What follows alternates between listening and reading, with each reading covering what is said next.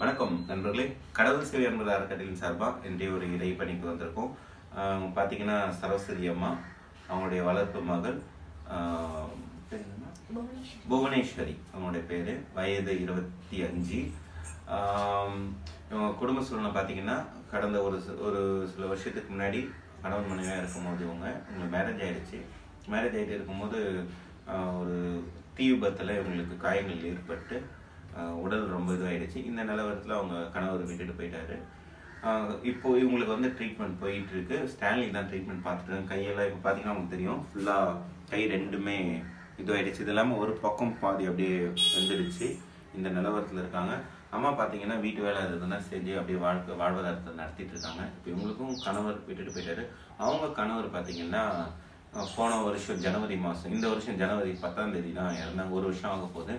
இப்போது அதாவது ஆண் துணை இல்லாத குடும்பம் வறுமையின் பிடியில் சிக்கியிருக்காங்க. நம்ம ஒரு சில அறக்கட்டளையை சார்ந்த நண்பர்கள் ஒரு சிலர் நம்ம தம்பி பாலாஜி அவருடைய அறக்கட்டளையின் சார்பாக ஒரு இடம் முடிஞ்ச நிதி உதவி இல்லை பொருள் உதவியெல்லாம் கொடுத்து அவங்க குடும்பத்தை கொஞ்சம் பார்த்துட்டு இருக்காங்க. நம்மளுக்கு காட்டி இந்த தம்பி நம்ம டோனர் அவர் சொல்லிதான் இது போல ரொம்ப வறுமையில் இருக்காங்கன்னு சொல்லிட்டு அதன் அடிப்படையில் தான் வந்தோம். இப்போ இவங்களுக்கு பார்த்தீங்கன்னா கிட்டத்தட்ட ஒரு 3 மாதம் வாடகை கொடுக்கல, வீடை காலி பண்ணுற ஒரு ப்ரெஷரு, இவங்க எங்கே போகிறதுன்னு தெரியல. இவங்களால வேலையும் செய்ய முடியல. முன்ன இட்லி கடையாட்ட சின்னதாக வச்சு பண்ணியிருந்துருக்காங்க. கணவர் இடம்னா அவங்களால அதுவும் இல்லை, உடம்பு முடியல.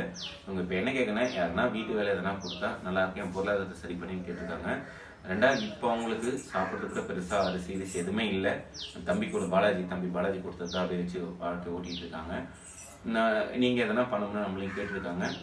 அதுக்காக அந்த வீடியோ போகிறோம். உங்களால் முடிஞ்சால் ஏதாவது பொருள் உதவி பண உதவி கொடுத்தீங்கன்னா இவங்க ட்ரீட்மெண்ட் பார்க்குறதுக்கும் ப்ளஸ் இவங்க வாடகை கட்டுறதுக்கும் ப்ளஸ் அந்த மளிகை சாமான் இதெல்லாம் வாங்கிட்டு யூஸ் பண்ணலான்னு ஒரு ட்ரை பண்ணுறதுக்காக இந்த வீடியோ நம்ம போகிறோம். உங்களால் முடிஞ்ச என்ன உதவிகள் செஞ்சிங்கன்னா ரொம்ப ஹெல்ப்ஃபுல்லாக இருக்கும். ஒன்று நம்ம ட்ரஸ்ட்டு சார்பாகவும் என்ன செய்யறதுக்கு ட்ரை பண்ணுறோம். மேலும் இது போல் அந்த வறுமை பின்னாடி சொன்னாங்க. இது போல் ஆட்கள் தான் இவ்வளோ போல் ஆட்கள் தான் நம்ம தேர்ந்தெடுத்தா நம்ம இன்னைக்கு கொடுக்குற பணத்தை பொருளாக மாற்றி நம்மளுக்கு கொடுக்குறோம்.